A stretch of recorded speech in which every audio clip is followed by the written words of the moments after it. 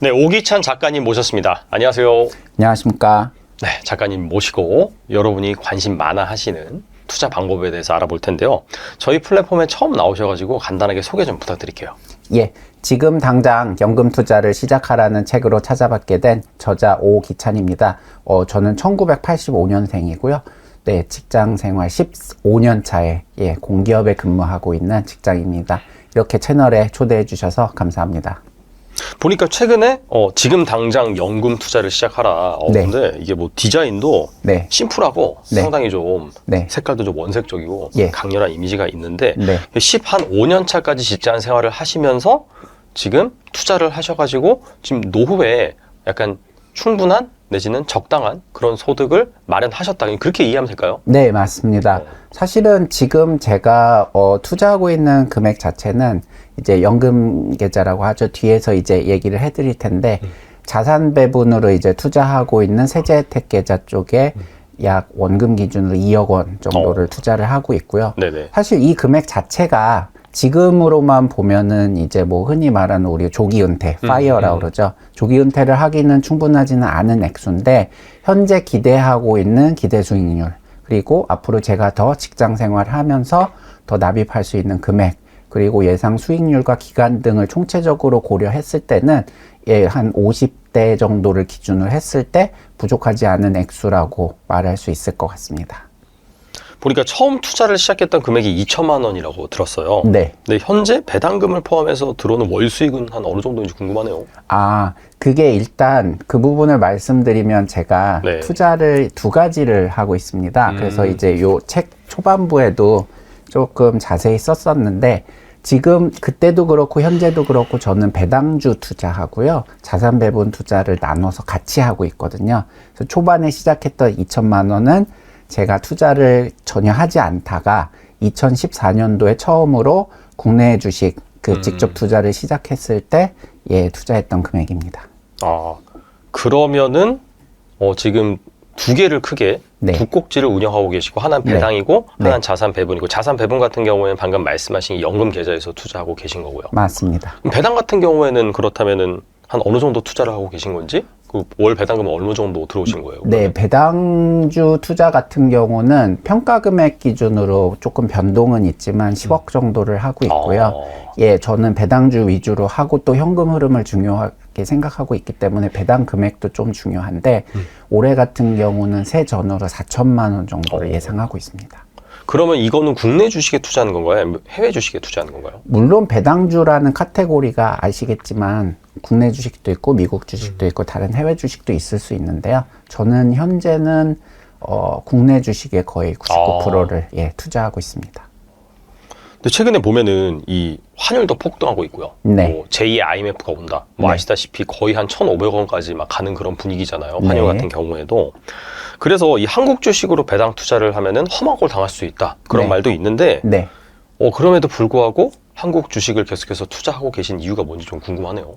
일단은 개별 주식 투자는 아무래도 종목 공부를 하고서 이제 해야 되는데 미국 주식 같은 경우는 두 가지 이유가 있는 게 하나는 제가 직접 공부를 하기가 어렵고요. 기업 공부를. 그 다음에 두 번째는 제 개인적인 그 가치관이나 철학의 문제인데 저는 미국 주식들이 대부분 2019년도에 이미 충분히 비싸다고 판단을 해가지고 그때 다 이제 매도를 한번 수익을 크게 내기는 했지만 매도를 했었고요. 그 이후로는 사실 들어가 보고 싶은 마음은 있지만 아시겠지만 지금 미국 주식은 달러 원 환율도 같이 오르고 이제 그 주가 자체도 오르면서 계속 더 비싸지고 있는 상황이잖아요. 그래서 솔직히 말씀드리면 미국 주식은 그때 이후로 들어가고 싶어도 들어가지 못하고 있다. 이렇게 말씀드릴 수 있을 것 같습니다. 그럼 오히려 이런 불안한 시기이긴 하지만은 우리나라 상황이 네. 그거 자체가 우리나라 주식이 싸다라는 걸 반증하기 때문에 네. 지금은 오히려 이 국내 우량주 중심으로 투자를 해도 괜찮다라고 보시는 건가요?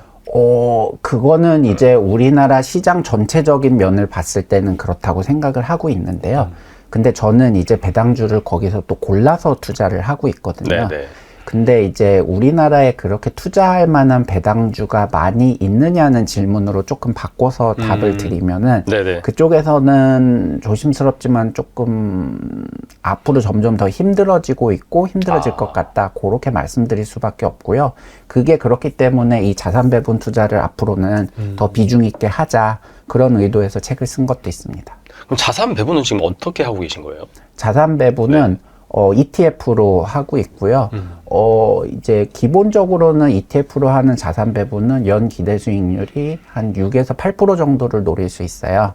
근데 이제 내가 기대 수익률이 어느 정도 되느냐에 따라서 간단히 말씀드리면 그 포트폴리오 안에 주식을 얼마나 담을 것인가가 결정이 되거든요. 그거에 따라서 조금씩 차등을 줘가지고 하고 있습니다. 그러면은 뭐 한국 주식 얼마, 뭐 미국 주식 얼마, 네. 아니면 뭐 금 얼마, 뭐 채권 맞습니다. 얼마 이런 식으로 이제 하신다. 예, 맞습니다. 네. 책에서 월 30만 원만 있으면 누구나 1억을 만들 수 있다라고 하셨는데 저희 구독자분들이 1억 만들기에 상당히 관심이 많거든요. 네. 그래서 그 방법에 대해서 말씀해 주신다면요.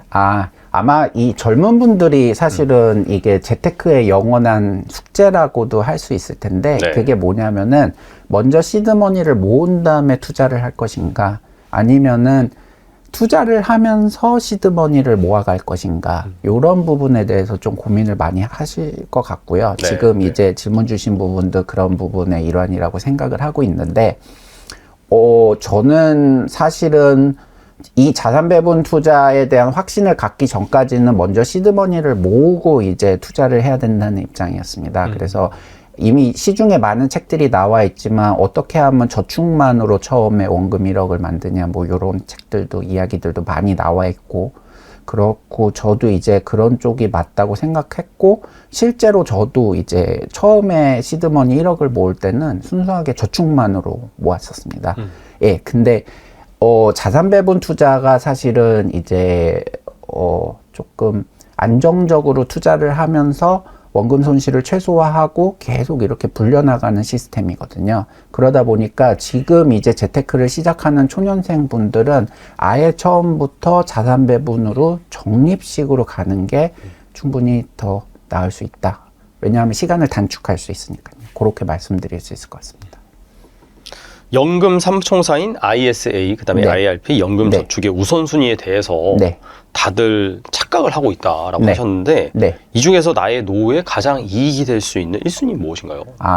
일단 그 전에 앞서서 계좌 구분에 대해서 조금 말씀을 드릴게요. 왜 그러냐면 이게 저도 힘들었고 이제 제가 이 책을 쓰기 전후에 지인분들한테 이걸 해야 된다고 말씀드릴 때 제일 헷갈려 하시는 부분이에요. 그래서 이게 제 책에 있는 도표를 갖고 왔는데요. 네네. 네, 슬라이드 3번째 페이지고요. 요 그림은 이제 제가 직접 그린 겁니다. 근데 이제 여러분들이 아셔야 될 거는 크게 3가지의 계좌가 있는데 저는 이거를 묶어서 세제 혜택 계좌라고 불렀습니다. 그럼 거기 세제 혜택 계좌에는 뭐가 들어있냐? ISA하고 연금저축하고 그 다음에 IRP 요렇게 3가지가 들어있어요. 네. 예. 근데 이걸 또 두 그룹으로 쪼갤 수 있는 게 뭐냐면은 연금 계좌랑 ISA로 쪼갤 수 있습니다. 예. 그러니까 ISA는 세제 혜택 계좌이긴 하지만 연금 계좌는 아닌 거죠. 네, 일단 네. 그렇게 알아두시면 될 것 같고요. 연금 계좌 쪽으로 들어가 보면 크게는 연금 저축하고 IRP로 나눌 수가 있습니다. 예. 왜냐하면 얘네들은 얘네들이 왜 연금 계좌 카테고리로 묶여 있냐면은 납입한 돈에 대해서는 납입할 때마다 매년 세액 공제를 해주고요. 이거를 만 55세 넘어서 연금의 형태로 수령을 해가세요라는 목적으로 만들어진 계좌들이에요. 근데 조금 목적은 다른 게 연금저축은 그냥 여기다 저축을 해라 라는 상품이고요. IRP는 뭐 급여생활자가 이제 직장에서 퇴직금으로 받아가는 퇴직연금 제도와 연동해서 만든 계좌입니다. 그렇게 해서 일단은 여러분들이 ISA하고 연금저축하고 IRP에 대한 구분만 돼 있으시면은 이들 계좌에서 자산 배분 투자를 하시는 데 무리는 없고요. 지금 진행자분께서 이제 말씀해 주신 질문에 관한 사항인데요. 제 책에도 보시면은 이 3가지 계좌를 2번에 걸쳐서 비교를 해놨습니다. 그래서 하나는 연금저축과 IRP 중에 뭐가 더 좋냐라는 거고요. 다른 하나의 질문은 연금저축과 ISA 중에 뭐가 더 좋냐라는 비교입니다. 그래서 이 표들이 제 책에서 실려 있는데요. 먼저 연금저축하고 IRP를 비교하자 그러면은 이거는 딱 잘라서 확실하게 말씀드릴 수 있습니다. 연금저축이 훨씬 좋습니다. 예, 왜 그러냐면은 기본적으로는 납입한도나 세액공제나 이제 운용수익에 대한 비과세 혜택들이 동일합니다. 근데 이제 요 표에서 보시면은 갈라지는 부분이 뭐가 있냐면은 그 계좌 내에서 내가 ETF로 자산 배분 포트폴리오를 구축한다고 했을 때 살 수 있는 ETF의 범위가 약간 다릅니다. 네. 왜 그러냐면은 이 계좌 상품을 이제 만들고 이제 운용하고 규제하고 하는 그 정부 부서가 다르거든요. 네. 연금저축은 이제 기획재정부 금융위원회 쪽이고 IRP는 아무래도 이게 퇴직연금 제도랑 관련된다 보니까 고용노동부에서 관할을 하는데 고용노동부 쪽에서는 IRP가 이제 직장인들의 퇴직금과 연관이 있다고 해서 안정성을 좀 더 중요시하기 때문에 살 수 있는 ETF를 좀 더 보수적으로 지정을 해놨습니다. 네. 근데 투자자 입장에서는 사실은 좋은 모습은 아닌 거죠. 예. 그게 하나 더 있고요. 그 다음에 이제 맨 밑에 보시면은 위험상품 투자 한도가 있습니다. 이것 위험상품이라 하면 그냥 위험상품이라고 이 계좌에서 그냥 정의가 된 분류인데요. 그 한도가 연금저축은 없는 반면에 IRP는 총 투자 금액의 70%까지만 매수를 할 수 있는데요. 위험상품이라 하면 크게 봤을 때는 주식형 상품이라고 보시면 되고요. 근데 채권형이라고 그래도 그 기초자산이 현물이 아니라 선물인 그런 ETF들은 또 위험상품으로 분리가 되어 있습니다. 근데 이게 결국은 내가 수익률을 좀 더 나는 이제 손실 발생 가능성을 감내를 하더라도 주식 상품을 많이 담아서 좀 더 높은 수익을 추구하겠다고 하는 투자자들한테는 이게 일종의 장애물로 작용을 하거든요. 그렇기 때문에 연금저축이 IRP보다는 더 낫다라고 확실하게 말씀드릴 수 있는 부분입니다. 네. 그리고 두 번째 비교를 한번 해드리도록 하겠습니다. 연금저축이랑 ISA 관련된 부분인데요. 아까 말씀드렸듯이 이 세 계좌는 기본적으로 세제혜택계좌라는 큰 카테고리에 묶여 있기는 하지만 IRP랑 연금저축은 연금계좌인 거고 ISA는 또 따로 떨어져 있잖아요. 그래서 이 연금저축이랑 ISA를 비교했을 때는 일단 혜택 내용부터가 많이 다릅니다. 예, 그래서 요 정리한 표인데요. 보시면은 이제 납입 한도 같은 경우는 세액공제를 기준으로 했을 때는 연금저축에는 600만 원까지 가능하세요. 그래서 이게 보통 세액공제 얘기를 드릴 때 어떻게 드리냐면 세액공제 기준은 연금저축하고 IRP를 합쳐서 900만 원까지거든요. 근데 연금저축은 600만 원까지 늘 수 있고요. IRP는 900만 원까지 늘 수 있는데 연금저축이랑 IRP를 묶어서는 또 900만 원인 거예요. 그렇게 되면은 넣을 수 있는 그 금액의 조합이 있는데 이것도 일종의 국룰이라고 딱 고정이 되어 있습니다. 앞서 비교해 드렸듯이 연금저축이 운용적인 면에서는 더 자율성이 크기 때문에 먼저 연금저축에 600만 원을 넣으시고 내가 좀 더 여유가 있다 그러면 IRP는 300만 원만 넣으시면은 900만 원 한도가 꽉 차고요. 그게 이제 연간 세액공제를 받을 수 있는 한도인데 이 첫째 줄의 납입 한도가 이제 그 부분을 말씀드린 거예요. 근데 이제 ISA 같은 경우는 중개형을 기준으로 납입 그 한도가 조금 다릅니다. 그래서 만드신 해에 2천만 원까지를 넣으실 수 있고 이게 이제 매년 2천만 원, 2천만 원 해서 총 한도 1억까지 넣으실 수 있어요. 근데 특이한 점이 뭐냐면 연금저축의 납입 한도는 그 해에 넣지 않으면은 한도가 리셋이 됩니다. 다시 사라진다는 거. 그래서 아마 연금저축 계좌를 만들어는 놓으셨는데 적극적으로 관리하지 않으시는 분들 같은 경우는 연말에 증권사나 은행에서 문자 되게 많이 받으셨을 거예요. 예. 올해 12월 31일까지 납입을 하셔야 세액공제가 됩니다라는 거고 12월 31일에서 1월 1일로 넘어가는 순간 다시 이제 한도가 생기는 거고 전년도에 넣으시지 않았던 금액은 다시 넣을 수가 없거든요. 예, 그런 건데 ISA는 이게 좀 다릅니다. 연 최대 2천만 원이라 말씀드렸는데 전년도에 2천만 원을 넣지 않으셨으면은 잔여 한도가 차년도로 2월이 됩니다. 그래서 예를 들면은 내가 2024년에 ISA를 만들었는데 1,000만 원만 넣었어요. 그럼 2025년에는 3,000만 원까지 넣으실 수 있는 네, 그런 납입 한도가 돼 있고요. 두 번째 줄에 이제 세액공제 부분인데 간단히 말씀드리면 연금저축은 세액공제가 있고요. ISA는 없습니다. 그리고 운용 수익 같은 경우에는 연금저축은 그 계좌를 운영하는 동안은 내지 않으세요. 근데 ISA는 운용기간 동안은 내지 않지만 나중에 계좌가 만기됐거나 해지하면서 정리를 하실 때 9.9% 저율과세로 예, 정산을 하셔야 되는 거고 나머지 사항들은 조금 비슷한데 저는 사실은 연금저축이랑 ISA를 비교했을 때는 전 개인적으로는 연금저축이 훨씬 더 좋다고 생각을 했었습니다. 왜 그러냐면은 세액공제도 있고 그 다음에 뭐 나중에 연금으로 타게 되면은 그 과세 부분에 이점도 있거든요. 근데 저는 이제 그렇게 한 상태에서 주변 지인들한테 이런 내용들을 막 설명을 했는데 제가 설명을 드린 사람들 중에 한 50%는 ISA에 더 관심을 많이 보이세요. 나중에 이제 그 이유가 뭐냐고 물어봤더니 ISA는 기본적으로는 돈이 묶이는 기간이 3년 정도입니다. 그러니까 이게 무슨 얘기냐면 연금저축은 한번 내가 납입을 한다 그러면은 세금 페널티를 내고 계좌를 하지 않는 한은 내가 기본적으로는 만 55세까지 이걸 가져가야 된다고 생각을 하셔야 되는데 ISA는 계좌를 만든 시점에서 만 3년만 유지를 하시면은 IS에서 규정한 이런 세제 혜택이 그대로 주어지게 되거든요. 그래서 아마 유동성 때문에 ISA 쪽에 더 관심을 많이 갖게 되는 것 같고 저도 이제 그걸 안 뒤로부터는 만약에 세제 혜택 계좌에서의 ETF 자산 배분 투자가 처음 하는 사람이다. 익숙하지 않은 사람이다. 아니면은 내가 납입한 돈이 장기간 묶이는 거에 대한 부담이 있다. 그러면은 혜택은 조금 더 적지만 ISA에서 먼저 한번 시작해 보셔라. 요렇게 말씀을 드리고 있습니다. 그 열심히 굴려온 노후 자금을 연금으로 개시한 날이 왔을 때 가장 네. 안전하고 효율적으로 인출하는 방법을 알려주신다면 뭐가 있을까요? 네. 요 표를 말씀드릴 수 있을 것 같은데요. 일단은 1,500만 원이라는 숫자를 기억을 해 두셔야 됩니다. 예, 이게 1,500만 원이 어떤 숫자냐면은 연금저축이나 IRP 그리고 퇴직연금 TC도 해당이 됩니다.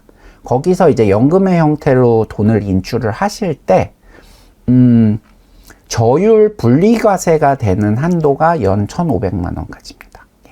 그렇게 해가지고 사실은 많은 분들한테는 만약에 다른 자금에 대한 여유가 있으시다 그러면은 그냥 만 55세가 딱 되시는 순간부터 연 1,500만 원씩 그 계좌에서 빼서 쓰셔라. 예, 요렇게 말씀을 드릴 수 있는 게 제일 정석적인 해석인 것 같고요.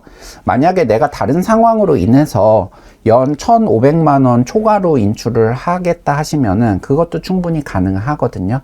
근데 다만은 세법이 조금 바뀐다. 그거는 알아두셔야 될 것 같아요. 그래서 연 1,500만 원 초과로 연금의 형태로 수령하신 경우에는 그 전체 금액이 종합과세되거나 아니면 16.5% 분리과세가 되는데 요거는 요 둘 중에서 선택하실 수 있고 사실은 이 둘 중에 어떤 게 더 유리할지는 내 다른 소득이나 아니면 자산 상황과 비교해서 선택을 해야 되는 부분이기 때문에 이 부분에 대해서는 저는 세무사나 아니면은 뭐 증권사 쪽의 전문가분들과 꼭 상의를 하셔라 그렇게 말씀을 드리고 있습니다.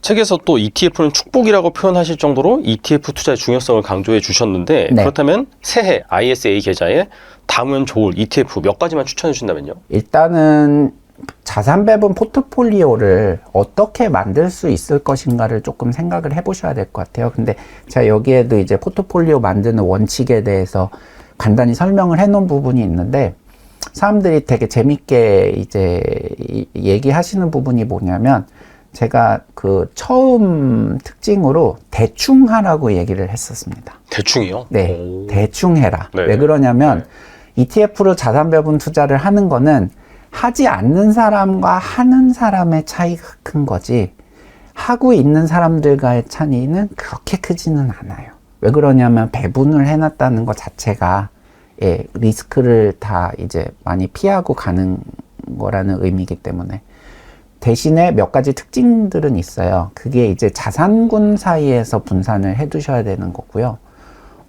이렇게 말씀드리면 이제 제일 많이 하시는 착각이 뭐냐면은 미국 S&P 500하고 미국 나스닥을 반반씩 사면은 이것도 배분이 된 게 아니냐. 그렇게 하시는 말씀이 있는데 사실은 그거는 한 50점짜리 배분이고 100점짜리 배분이라고 할 수는 없을 것 같아요. 왜냐하면은 기본적으로 자산 배분은 자산군으로 접근을 해야 되는데 그렇게 따졌을 때 S&P 500하고 나스닥 같은 경우는 그냥 선진국 주식 그 안에서도 미국 주식에 그냥 다 올인을 한 거랑 비슷한 방식이거든요. 네네. 예. 그래서 그 점을 좀 주의하셔야 될 것 같고 먼저 이게 자산 배분 포트폴리오를 짜는 방법에 대해서 말씀드리면은 큰 덩어리를 정하신 다음에 그 각각의 덩어리들을 이렇게 쪼개는 식으로 접근을 하실 수가 있어요. 그래서 제 책에서는 이제 다 실어둔 건 아니고 화면에 보시는 것처럼 이렇게 두 가지 예시만 실어놨는데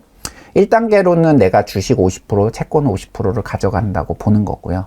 그러면은 그 주식 안에서도 한국 주식, 미국 주식, 한국 국채, 미국 국채. 근데 비중은 어떻게 하냐? 나누기 귀찮으면은 그냥 반반씩. 그 다음에 주식에서도 한국 주식, 미국 주식 반반, 한국 주식, 미국 국채 반반. 이렇게만 하셔도 자산 배분의 효과는 충분히 누리실 수 있습니다. 그래서 이렇게 하시면 될 수도 있고, 만약에 내가 여기서 조금 더 나가보고 싶다 라고 하시면은 2단계에서 제가 말씀드린 것처럼 주식이랑 채권을 조금 줄이고 그 자리에 원자재랑 현금을 넣는 겁니다. 예. 그래서 보시면은 2단계 포트폴리오는 주식 40%, 채권 40%, 원자재 10%, 현금 10%가 있는데 거기도 그냥 한국 주식, 미국 주식 반반, 한국 국채, 미국 국채 반반, 원자재는 금으로만 넣어놨습니다. 그리고 현금 같은 경우는 원화 예금을 할 수도 있고 달러 예금을 할 수도 있는데 일단 예시로는 요즘 아무래도 환율이 계속 오르는 추세다 보니까 달러 예금으로만 넣어놨고요. 이렇게 구성을 해놨고요. 제가 이렇게 한 이유가 뭐냐면은 ETF로 자산 배분을 하는 데는 일종의 대표성의 원리하고요. 비용 효율성의 원리가 작용을 하기 때문에 그렇습니다. 그러니까 대표성의 원리라는 건 뭐냐면은 우리가 기본적으로 모든 자산을 다 담을 수가 없거든요. 그래서 상징성이 있는 일부 자산들만 이제 담는 겁니다. 그래서 요 포트폴리오에서도 주식을 예로 들어드리면은 주식에도 그냥 한국 주식하고 미국 주식하고 써놨는데 이건 이유는 왜 그러냐면은 한국 주식은 우리가 이제 한국인이니까 그런 거고 미국 주식은 선진국 주식의 대표 시장이 미국 시장이다 보니까 넣는 건데 이걸 또 소분하다 보면은 사실은 신흥국 주식상의 크기상으로는 중국 주식을 더 많이 담으셔야 돼요. 그래서 뭐 한국 주식 대신에 중국 주식을 넣을 수도 있는 거고 아니면 한국 주식이랑 중국 주식을 같이 가져갈 수도 있는 거고 똑같이 선진국 주식도 미국 주식만 담는 게 아니라 일본 주식이나 아니면 유럽 주식도 담을 수 있는 건데 굳이 그렇게 하지 않는 거는 대표성의 원리 때문에 그런 거고요. 그 다음에 비용 효율성의 원리 같은 경우는 제가 원자재 부분에서 말씀드린 건데 저는 그냥 원자재에 10% 배중을 하기로 했으면 금만 10% 넣어놨는데 이런 말씀을 드리면은 뭐 천연가스나 원유나 아니면 뭐 농산물 ETF는 담아야 되지 않나요? 라고 말씀을 하실 수 있는데 그런 이제 상품들의 문제는 일단 살 수 있는 ETF가 제한되어 있고요. 그 다음에 그 ETF 운용 비용이 굉장히 비쌉니다. 그렇기 때문에 그냥 담지 않는 것이다. 이렇게 말씀을 드릴 수 있을 것 같습니다. 그래서 이 두 가지 원리나 말씀드린 포트폴리오 구성 예시를 가지고 이제 만들어 보면은 이렇게 포트폴리오를 제안 드릴 수 있을 것 같아요. 그래서 신흥국 주식은 이제 우리나라 주식하고 중국 주식, 선진국 주식은 미국 S&P 500. 예. 그 다음에 선진국 채권은 미국 국채, 신흥국 채권은 우리나라 국채. 예. 그리고 대체 투자로 금, 그 다음에 현금 예금 같은 경우는 뭐 원화 예금을 넣는 걸로 예, 요렇게 비중을 할 수 있고요.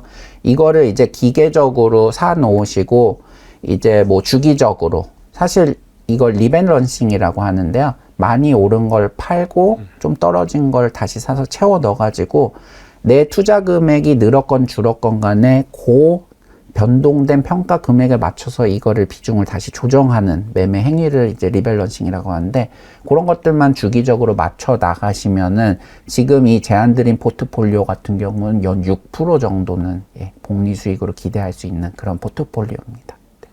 무엇보다도 이게 뭐 시장의 변동성이 발생을 했을 때 잘 자산 배분이 되어 있어가지고 네.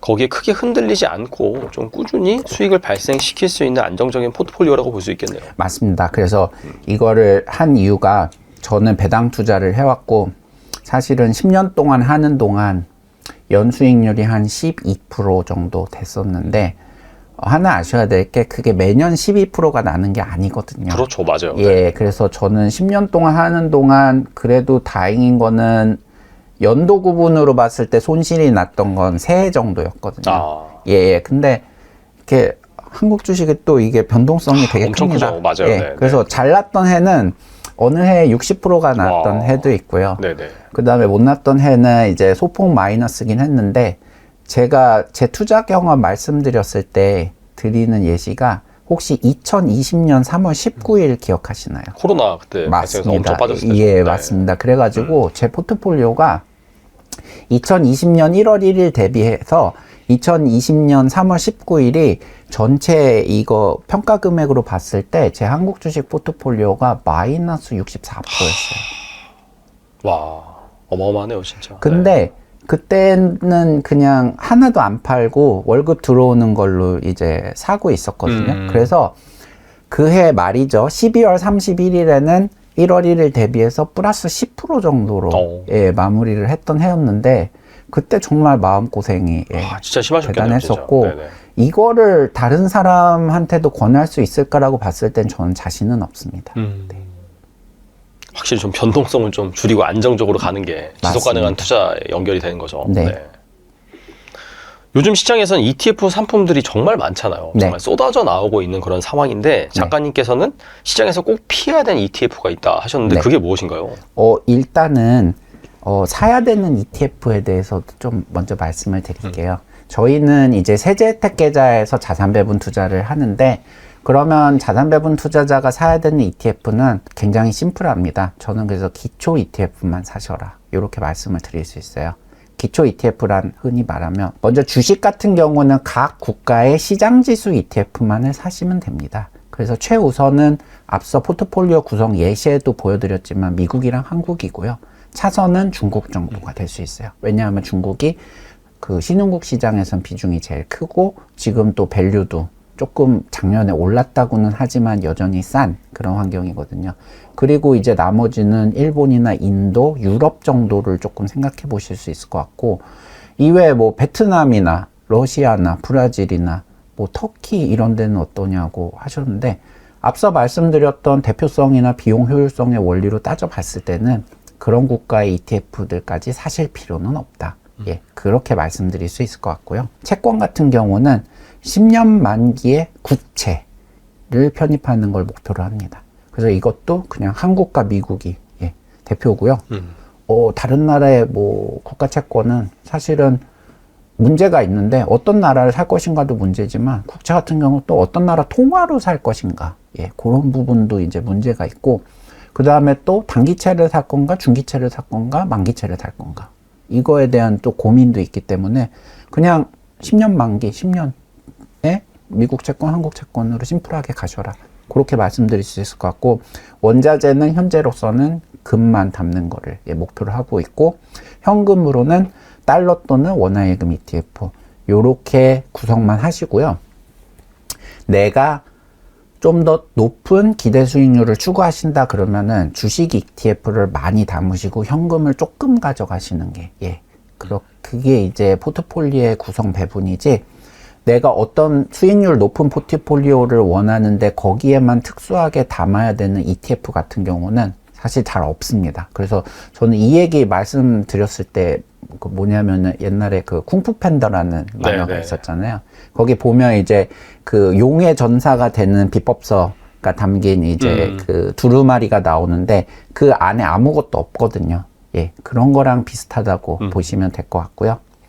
기초 ETF에 대해서 조금 더 설명을 드리면 이 표의 맨 위에 나와 있는 것처럼 그냥 하나의 자산군으로만 이루어진 ETF들을 말합니다. 앞서 말씀드렸듯이 각 국가의 시장지수, 그 다음에 국가 채권, 그 다음에 예금 이렇게 딱 심플한데 사실 ETF를 보시면 종류가 너무 많습니다. 예, 요즘은 저도 정말 현기증 날 정도로 많고, 이 구분은 그냥 제가 임의대로 한 건데, 어떤 ETF들이 또 있냐면은, 저희 같은 경우는 기초 ETF를 여러 개 사가지고 우리가 포트폴리오를 직접 만들어야 되는데, 자산운용사나 금융사 같은 데서 이거를 아예 본인들이 구성 비중을 맞춰가지고 판매하는 ETF들이 있어요. 저는 이거를 과자 종합 선물 세트에 비유를 하거든요. 예. 그래서 뭐 예를 들면은 혼합 ETF 같은 경우도 우리나라 주식하고 미국 국채를 묶은 ETF가 있습니다. 그런 것들이 있는데, 사실은 과자 ETF의 한계가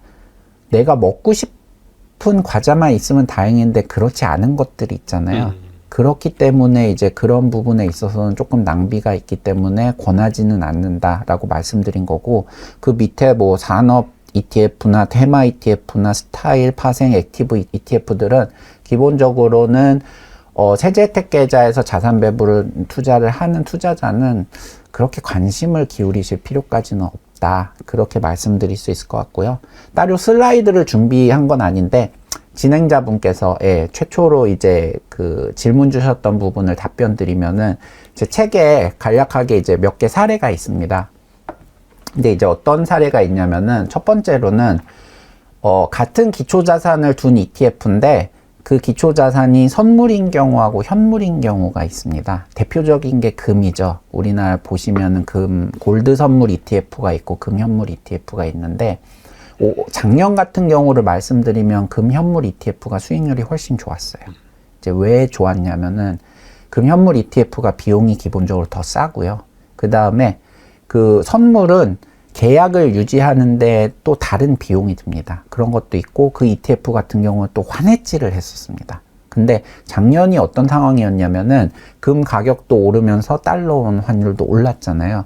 그래서 거기서 이제 수익이 뭐 이제 겹겹이 쌌던 그런 상황인데, 그런 상황에서 금 선물 ETF 같은 경우는 선물 그 계약 유지 비용하고 환해지 비용이 거기서 깎여져 나가거든요. 그것 때문에 이제 수익률이 조금 더 낮아서, 요 사례는 말씀드리면 같은 기초 자산이면은 가능한 현물 ETF를 사셔라. 그렇게 하나 말씀드릴 수 있을 것 같고요.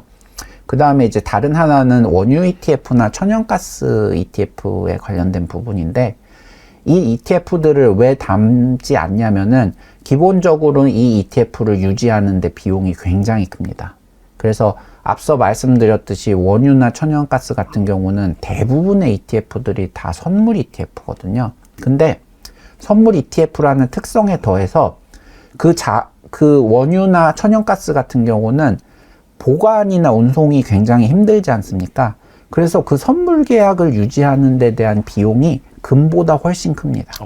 그리고 우리가 흔히 콘텐고나 백워데이션이라고 그러는데, 예를 들면은 내가 한 달치 그 계약을 유지를 하고 있다가 이게 시간이 지났으면 이 계약을 다음 달이나 다다음 달로 다시 이월을 시켜야 되는데, 그 계약이 바뀌면서도 또 비용이 발생을 합니다. 근데 이게 누적이 되다 보면은 원유나 천연가스 가격은 20%가 올라도 내 ETF 가격은 5%밖에 안 오르는 상황이 정말 빈번하게 발생을 하거든요.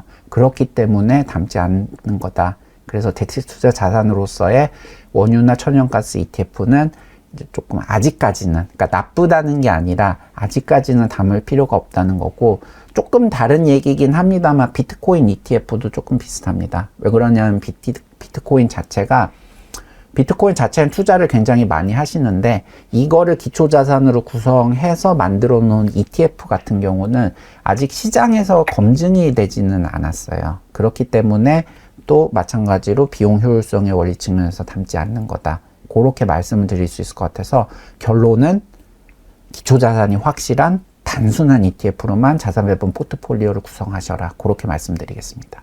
국내 경기가 어렵다 보니까 그냥 맘 편히 S&P 500에 돈을 묻어두고 싶으신 분들도 계신 것 같아요. 네. 지금 얼마 정도를 넣어두어야 노후에 돈 걱정 없이 살 수 있을까요? 일단은 시작하시는 타이밍이 되게 중요한데, 사실 그 타이밍을 여쭤보시면 저는 이 책 제목과 같이 그냥 지금 당장 하셔라 라고 말씀을 드릴 수 있을 것 같고, 사실 이 부분은 제가 초고에는 넣었다가 출판사에서 이제 책 컨셉을 다시 정하시면서 빠진 부분이긴 한데 자산 배분 투자라는 게 기본적으로는 기대 수익률이 높지 않습니다. 앞서 말씀드렸듯이 연 6에서 8%인데 그렇기 때문에 시간이 절대적으로 중요합니다. 그래서 봤을 때는 적어도 10년 정도는 운용을 할 수 있어야 조금 원하는 성과를 거둘 수 있지 않을까 싶고, 그래서 저는 사실은 이 책의 첫 타겟 독자도 30대 후반에서 40대 초반 정도의 직장인을 원래는 설정을 했었어요. 왜냐하면은 이 친구들이 50살에서 55살 사이 정도에 퇴직을 한다고 했을 때 그래도 지금 당장 시작해야 10년 정도는 굴릴 수 있기 때문인 거고, 근데 이 친구들이 만약에 50세, 55세 됐을 때 얼마만큼의 돈을 연금 자산으로 갖고 있을 수 있냐고 했을 때는 차이가 상당히 큽니다. 예를 들면은 저 같은 경우는 그래도 완전 초년생 시절은 아니었는데 이전부터 연금저축하고 IRP에 납입금은 계속 꾸준히 붙고 있었어요. 그래가지고 이거를 ETF 자산으로 운용하기 시작한 게 2017년 정도부터인데 사실은 그때 이미 한 4천만 원 정도는 있었습니다.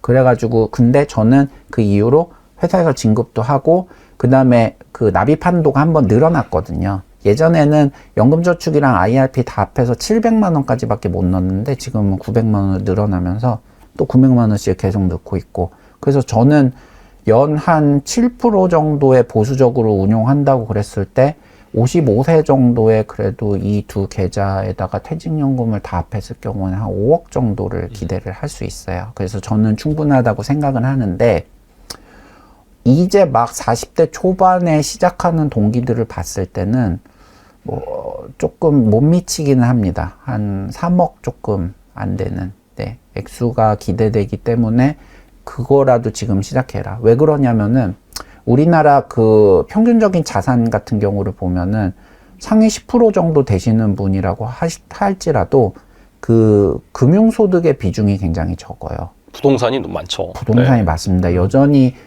한 75%이 정도 되고, 우리나라의 또 문제점은 뭐냐면은 나이가 갈수록 그 비중이 점점 더 커지더라고요. 매년 아시겠지만 그 KB에서 나오는 부자 보고서 나오면은 뭐 그 비중이 약간 매년 등락은 있지만 별로 해소가 되지 않는 것 같더라고요.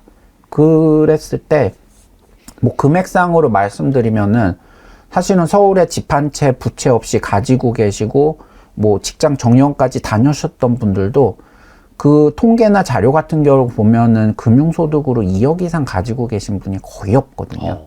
근데 그런 상황에서 만약에 내가 이거를 초년생부터 했을 때 내 연금 자산만, 이 세제 혜택 계좌에 축적한 개인연금 자산만 4억, 뭐 5억이 있다. 그러면은 노후 걱정은 충분히 덜 수 있는 그런 환경이라고 볼 수 있을 것 같고, 만약에 여러분들이 사회 초년생일 때 월 30만 원으로라도 시작하셔서 이거를 당장 많이 넣으시라는 게 아니라요.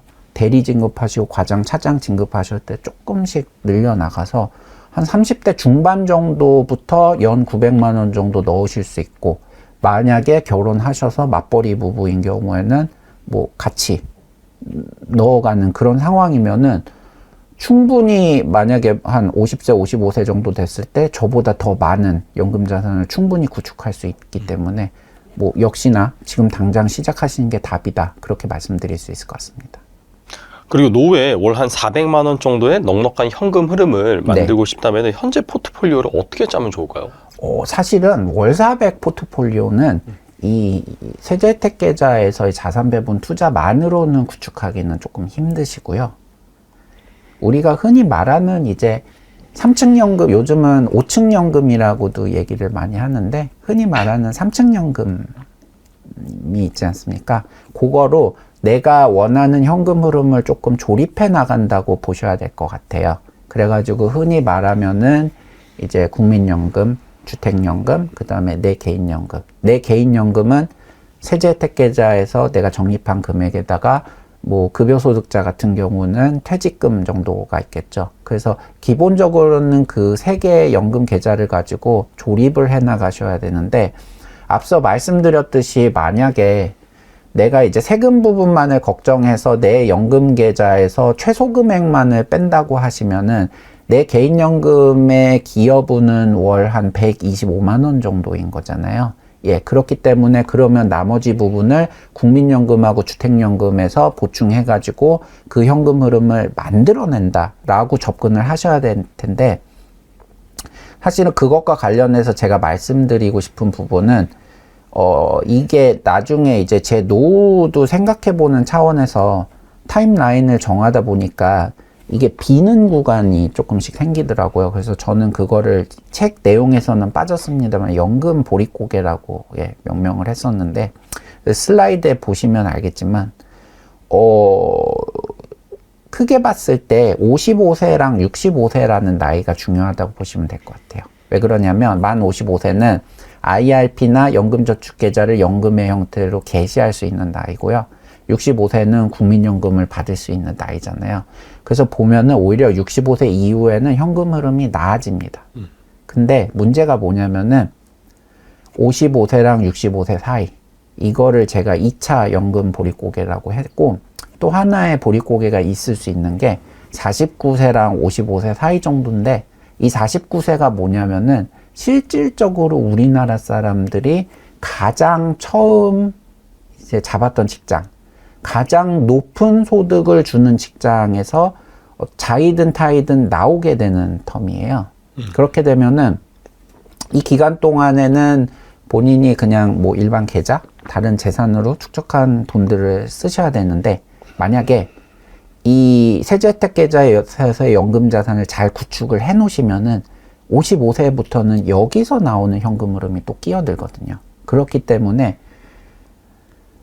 현금 흐름이 좀 나아질 수 있는 구간이 한 번 더 생기게 되는 거고, 이거를 가지고 또 65세까지 버티셔야 되는 그런 상황인 거죠. 예, 그렇기 때문에 이게 지금은 당장 내가 써야 되거나 아니면 부동산 구입하는데 자금 마련해야 되는 돈이 다른 데로 빠져나가는 일종의 뭐 낭비라고 생각하실 수도 있는데, 이렇게 잘 해놓으시면은 빠르면 49세, 늦으면 55세에 내 현금 흐름을 구축할 때는 훨씬 나아진다. 왜냐하면은 이게 없으면은 주택연금이랑 국민연금이랑 나중에 다른 일거리 잡은 거에서 400만 원을 만들어야 되는데, 만약에 55세부터 내 개인연금 쪽에서 125만 원 최소가 그 돈이 나온다. 그러면 나는 이제 275만 원만 다른 데서 조달을 하면은 같은 현금 흐름이 완성이 되는 거잖아요. 그렇기 때문에 그런 식으로 접근을 하시면은 오히려 내가 지금 나중에 나를 위해서 일부러 몫을 떼어 놓는다, 그렇게 접근을 하시고 투자를 하실 수 있지 않을까 싶습니다. 그리고 노후 준비를 못하고 은퇴를 맞게 된 50, 60 세대가 많잖아요. 네. 이들에게 당장 준비할 수 있는 연금 포트폴리오 하나만 제안해 주신다면 뭐가 있을까요? 사실은 이거랑 크게 다르지는 않을 것 같습니다. 젊은 분들한테 이제 제안을 드리기는 하지만 나이 드신 분들도 충분히 하실 수 있는 거고요. 대신 이제 그런 부분은 좀 있을 것 같아요. 그러니까 뭐냐면은 지금 당장 현금으로 뺏으셔야 되는 분들 같은 경우는 사실은 금융 쪽에 많이 접근을 하시는 분들이 요즘 월배당 쪽으로 많이 관심을 두고 계세요. 네네. 왜 그러냐면은 이게 내 원금을 손상시킨다는 생각을 잘 하시지 못하고 그걸 하려고 그래도 일종의 두려움이 있으신 것 같아요. 근데 사실 월배당 상품은 특히나 우리나라 주식이나 이런 걸로 구성된 기초 상품들은 그 ETF 가격 자체의 변동성도 굉장히 크거든요. 그래서 저는 월배당은 별로 추천해 드리지는 않고요. 만약에 대신에 이걸로 하시게 되면은, 만약에 이 포트폴리오에서 꾸준하게 6% 정도의 그 수익이 나는데, 내가 만약에 계산해 놓은 현금 흐름이 그렇게 크지 않아서 여기서 총 굴리는 포트폴리오의 한 4%에서 5% 정도만 인출해서 쓴다라고 가정을 하면은 어쨌건 이 돈은 줄지는 않는다는 계산까지도 가능하거든요. 그리고 또 어떤 게 하나 있냐면은 이 자산 배분 포트폴리오를 구축하시다 보면 그냥 꾸준히 매년 6%가 나는 게 아닙니다. 그래서 어떤 방법이 또 있냐면은 내가 수익이 많이 난 해는 그냥 돈을 조금 많이 인출해 놓으시는 방법도 있어요. 그러니까 예를 들면은 제 그 IRP 계좌를 예로 말씀드리면은 저는 현재 IRP 계좌를 연 타겟 수익률 8%로 운용을 하고 있는데 제가 이제 2023년부터의 레코드를 말씀드리면은 제가 2023년에는 그게 플러스 3%가 났어요. 그 계좌가.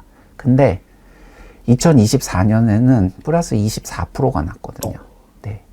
그러면은 어떤 방법으로 하실 수 있냐면은 2023년에는 그냥 최소 금액만 인출을 하시고요. 2024년에는 조금 더 많이 인출해 놓고 뭐 CMA나 예금 계좌로 넣어 놨다가 만약에 뭐 올해죠 벌써 25년에 마이너스나 아니면 8% 미만이 날 걸 대비해 가지고 또 거기서부터 조금씩 빼쓰는 방법으로 원금 인출의 규모나 타이밍을 약간 조정해 가는 식으로 대응을 하시게 되면은 이 연금 계좌에서 굴리고 있는 이 원금의 소진 규모를 굉장히 늦추실 수 있거든요. 그래서 제가 말씀드리고 싶은 건 일단 자산 배분 투자는 당장 시작하시고 포트폴리오는 안정적으로 운영을 하시되 원금 소진이나 이런 거에 대한 두려움은 그 해의 수익률 타이밍에 따라서 내가 원금을 얼마나 인출하실 것인가 요런 걸로 대응을 해 나가셔서 운영하시는 게 어떤가 그렇게 말씀드릴 수 있습니다.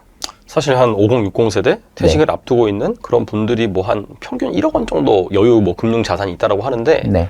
그런 상황에서도 방금 말씀해주신 이 포트폴리오로 네. 뭐 그렇게 자산을 굴려 나가다 보면은 그래도 괜찮은 그런 성과를 얻을 수 있다라고 볼 수 있을까요? 맞습니다. 네, 오늘 나와주셔서 정말 좋은 말씀 많이 해주셨는데 끝으로 이 영상을 보고 계신 분들 위해서 한 말씀만 부탁드립니다. 네, 제가 하고 싶은 말은 이 책 제목에 이미 다 쓰여 있는 것 같습니다. 지금 당장 나이에 상관없이 연금 투자, 자산 배분 투자 시작해 주시고요. 책도 나온 지 지금 한 달 조금 더 지났거든요. 여전히 절찬리에 판매 중이기 때문에 많은 관심 부탁드리겠습니다.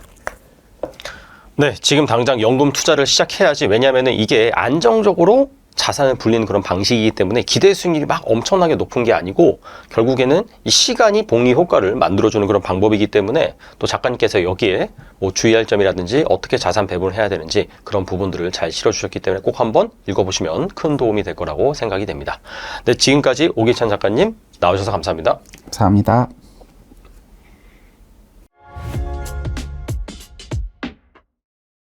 네, 신성호 연구위원님 모셨습니다. 안녕하세요. 네, 안녕하세요. 네, 연구위원 모시고 또 재테크에 대한 그런 팁들 알아볼 텐데 저희 채널 처음 나오셔가지고 간단하게 소개 좀 부탁드릴게요. 네, 안녕하세요.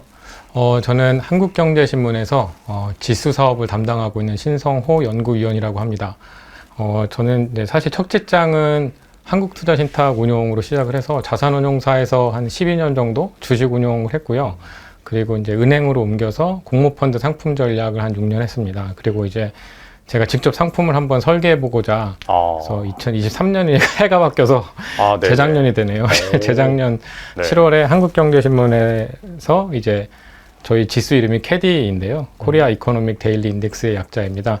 그래서 캐디 지수를 설계하는 이제 비즈니스를 하고 있습니다.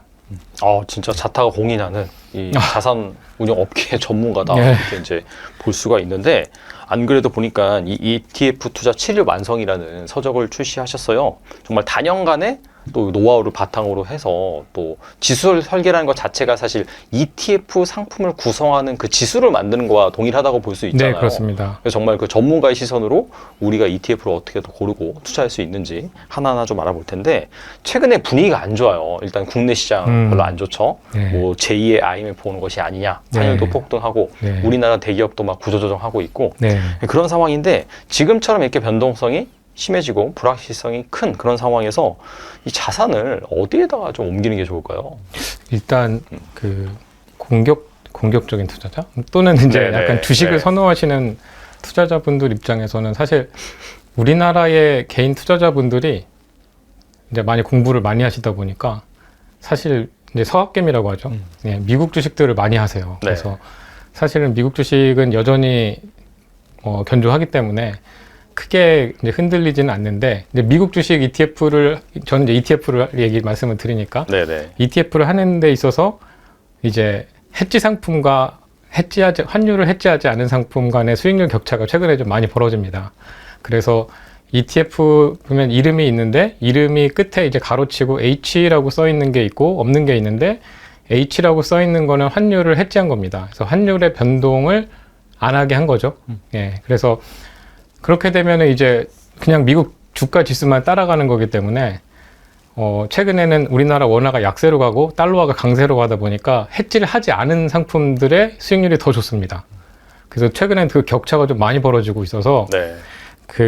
만약에 이제 주식의 뭐 미국을 포함한 글로벌 주식의 변동성이 확장이 돼서 만약에 원화가 더 약세로 간다 했을 경우에는 어떻게 보면 해지하지 않은 가로치고 H가 없는 그런 ETF 상품이 좀 더 어떻게 보면 방어적이다 또는 최근에는 이제 해지한 상품보다는 좀 더 수익률이 좋게 나타나는 경우가 있고요. 그리고 이제 그 변동성이라는 게 어떻게 보면 위험인데 어떻게 보면 또 아직 내가 주식을 안 샀다. 네네. 그럼 또 기회일 수도 있는 거잖아요. 그렇죠. 네. 예, 대신에 그 변동성이 폭이 어느 정도인지 기간이 얼마까지 갈지가 이제 모르는 거인 거죠, 사실은. 그래서 사실 이런 변동성장이 왔을 때 가장 중요한 거는 내가 어떤 자산을 들고 있느냐가 가장 중요한 것 같습니다. 그러니까 긴 흐름에서 봤을 때 이거는 이제 큰 흐름에서 가는 거다. 예를 들면 뭐 인공지능 테마 주식이다. 내지는 뭐 아니면 그냥 국가 지수다. S&P 500 뭐 이런 국가 지수, 나스닥 100 이런 지수다. 아니면 뭐 어떤 뭐 미국 국채다. 이런 우량 자산이라고 한다면 변동성은 어떻게 보면 더 긴 호흡에서는 이제 뭐 매수의 기회를 줄 수도 있는 거지만 이제 투자자분들의 이제 입장 차이가 다 다르죠. 사실은 여기서 이제 처음 들어갈 거냐 말 거냐 이런 거에 있어서는 입장 차이는 서로 다 다른 것 같습니다. 그렇지만 이 변동성이라고 해서 우리가 무조건 두려워할 건 아니고 단지 환율이 해지돼 있냐 안 해지돼 있냐 그 다음에 이제 만약에 내가 처음 진입하는 사람 입장에서는 겁이 나죠. 미국 주식을 산다 하더라도 너무 많이 올랐고 사실은 그럴 경우에 이제 우리가 이제 분산 투자라는 이야기를 하는데 분산 투자에는 이제 두 가지가 있습니다. 하나는 자산의 분산이 있고 또 하나는 기간의 분산이 있습니다. 그래서 자산의 분산이라고 한다면 주식과 채권을 섞는 거 또는 섹터를 뭐 아예 테크만 사는 게 아니고 유틸리티도 좀 섞는다든가 아니면 기간의 분산이라고 한다면 이제 한 번에 몰빵하지 않고 이제 나눠서 사게 되면은 그런 위험들을 좀 분산할 수 있어 보입니다. 최근 미국과 한국 모두 금리 인하 국면에 들어갔잖아요. 이게 금리 인하기에 좀 주목할 만한 ETF가 있을까요? 사실은 이제 금리 인하 테마는 한 1년 넘게 진행이 된 것 같아요. 아, 네. 예, 사실 뭐 금리 인하한다 이제 야 금리 인하면 뭐 사야 돼? 그러면 이제 가장 중요한 게 채권이죠. 금리가 하락하면은 채권 가격은 올라가니까. 맞아요, 네. 예, 특히 만기가 긴 채권일수록 그 금리 변동에 따른 가격의 변화가 큽니다. 그러니까 우리나라 이제 개인 투자자분들이 이제 흔히 이제 ETF로 치면은 미국 30년 국채라고 써 있는 ETF를 많이 매수하셨어요. 근데 사실 이제 미국 30년 국채라고 명명이 되어 있는 ETF에 들어있는 채권들의 실제 현금 흐름을 가중 평균한 만기는 17년입니다. 17년인데 이제 그거 이제 우리가 보수적으로 이제 거래소에서는 30년이라고 한 거죠. 30년짜리를 사면은 이제 수익이 많이 날 것이라고 했는데 문제는 예상만큼 장기 금리가 그렇게 많이 하락하지 않았습니다. 네. 왜냐하면 중앙은행이라고 하는 한국은행 또는 미국의 이제 연방준비제도죠. 연방준비은행의 금리는 뭐 초하루짜리 또는 한국 같은 경우는 7일짜리 금리입니다. 근데 우리는 이제 기준금리는 하루짜리 7일짜리 금리를 내리는데 우리는 투자하는 자산이 뭐 20년, 30년 되니까 이게 서로 약간 다르게 움직이는 거죠. 그래서 사실은 손실이 좀 난 경우도 있고 만약에 환율이 해지되어 있지 않은 경우에는 환율로 다 방어가 돼서 또 일부 또 뭐 괜찮은 경우도 있고 이런 경우들이 발생을 합니다. 그래서 사실 이제 금리 인하라고 하면 단순하게 우리가 채권이라고 생각을 하지만 생각보다 금리는 뭐 내년에도 또 페드가 4번 내린다고 했다가 2번으로 바꾸긴 했지만 내리긴 내리겠죠. 네네. 올리진 않겠죠, 여기서. 내리긴 내리겠지만 기준금리와 실제 우리가 투자하는 상품의 그 금리의 만기 차이가 너무 크기 때문에 생각하고 약간 다르게 움직여 왔죠, 실제로. 실제로 다르게 움직여 왔고 올해도 여기가 금리에서 뭐 엄청 하락할 거다라는 기대보다는 약간 올라가지는 않겠구나. 약간 뭐 그 정도의 생각 한다면 이제 상품으로 승부를 봐야 됩니다. 단순하게 미국 국채를 산다 그러면 단기 채권을 사는 게 유리하겠죠. 어떻게 네, 보면. 네. 왜냐면 단기 채권일수록 이제 기준금리를 따라갈 테니까. 근데 이제 우리는 장기 채권을 사서 어떤 수익을 내고자 한다면 뭐 이거 호불호가 많이 갈리십니다. 이제 커버드 콜 같은 경우에는 변동성을 활용해서 옵션을 매도하니까 거기서 인컴을 가져오기 때문에 금리가 왔다 갔다 하면서 횡보를 한다고 한다면 횡보장에서는 커버드 콜이 워킹을 잘 합니다. 그래서 만약에 추세 상승이라든지 추세 하락을 하게 되면 이제 여러 가지 찬반 양론이 있을 수 있는데, 만약에 횡보를 한다, 기준금리는 내려도 장기금리는 그렇게 내려가지도 않고 그냥 왔다 갔다 한다면 이 변동성을 활용해서 인컴을 우리가 가져올 수 있는 게 이제 미국 30년 국채를 기반으로 한 커버드 콜이 우리나라에는 이제 라이즈, 그다음에 솔, 타이거, 코덱스 네 군데가 지금 제가 생각나는 거는 네네. 상장이 되어 있습니다. 그래서 그런 것들 상품들을 활용하시면은 좀 더 좋겠다라는 생각이 듭니다. 책에서 이 배당 ETF에 대해서 자세히 다루셨는데, 일본도 잃어버린 30년대 지수는 반토막이 났지만 배당주는 상승했다라고 하더라고요. 아시다시피 한국도 현재 뭐 일본 닮아간다, 잃어버린 뭐 몇십 년이 온다, 그런 얘기가 나오고 있는데, 이런 상황에서 이 배당주나 배당 ETF 정말 어떻게 하시는지 좀 궁금하네요. 네, 투자자분들을 만나면은 배당주와 월배당 ETF와의 이제 개념에 대해서 약간 혼돈하시는 분들이 계세요. 네, 그냥 배당주는 전통적으로 배당을 많이 주는 주식인 거죠. 그렇죠, 네. 네, 그거는 예를 들면 우리나라로 치면은 KT, SKT 뭐 이런 통신주, 뭐 아니면 KTNG 같은 회사, 아니면 은행주, 뭐 금융주, 이런 것들이 전통적인 배당을 많이 주는 회사인 거죠. 그런 게 있지만 월배당 ETF는 그거와는 별개로 그 콜을 매도하든지 배당주를 사든지 이 두 개를 합산을 하든지, 그래서 기초자산은 배당 주식을 사고 또 그에 상응하는 콜옵션을 매도해서 더 이 인컴을 확대를 해서 뭐 월 1%씩 분배금을 준다, 이런 걸 우리가 흔히 월배당 ETF라고 부릅니다. 그래서 이제 우리가 그냥 단순한 배당주와 월배당 ETF는 약간 구분해서 생각을 해야 되는 거고, 근데 사실 요새 배당주가 많이 인기가 많죠. 사실 우리나라도 금융주들이 작년에 수익률이 되게 좋았습니다. 배당 수익률이 뭐 5% 가까이 되기 때문에. 그래서 그러면서 뭐 지금은 뭐 여러 가지 이슈들이 많지만, 네네. 예, 밸류 프로그램이라는 게 이제 진행이 됐었고, 맞아요, 네. 됐었고, 사실 이와 유사한 프로그램이 중국에서도 진행이 되고 있습니다. 그리고 이제 뭐 일본에서는 뭐 좀 오래됐고, 그런 아까 말씀하셨듯이 30년 동안 그래서 오래됐고 해서 배당주들이 프리미엄을 성장이 좀 뚜렷하게 미국처럼 나오지 않는 나라에서는 배당주들한테 프리미엄이 좀 붙는 것 같긴 합니다. 그래서 대신에 이제 배당주를 사더라도, 내가 금융주를 사더라도 연간 5%거든요. 그러면 사실 한 달에 0.3% 정도?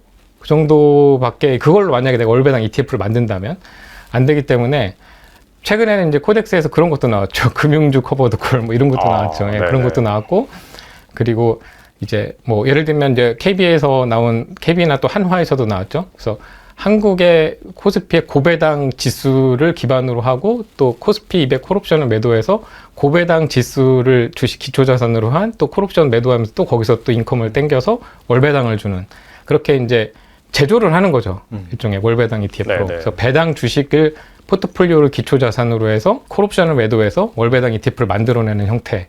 그래서 예전에 이제 아까 말씀하신 일본 같은 경우는 단순한 뭐 통신주, 뭐 금융주, 이런 배당주들이 그냥 단순하게 좋았는데, 지금은 약간 이런 옵션 상품을 이용한다든가, 그래서 배당에다 옵션 상품을 더해서 월 1%를 만들어낸다든가, 이런 형태의 상품들을 한번 고민해 보실 필요는 있겠다. 예, 그렇게 말씀드리겠습니다. 그리고 은퇴를 위해서 이 SCHD 슈드라고 하더라고요. 적립식으로 투자하시고 계신 분들이 많은 걸로 알고 있는데, 이 적립식으로 사모은 건 배당 관점에서 볼 때 유리하지 않다, 이렇게 보는 시각도 있더라고요. 여기에 대해서 말씀해 주신다면요?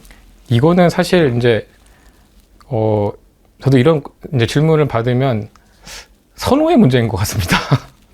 뭔가 이게 좋다 나쁘다, 네. 이게 아니라 자기 선호도에 따라서. 네. 선호의 문제인 거. 당연히 만약에 뭐 슈드가 뭐 배당주 플러스 가치주의 어떤 성격을 갖고 있다 하면 처음에 한 번에 확 사는 게 제일 좋죠.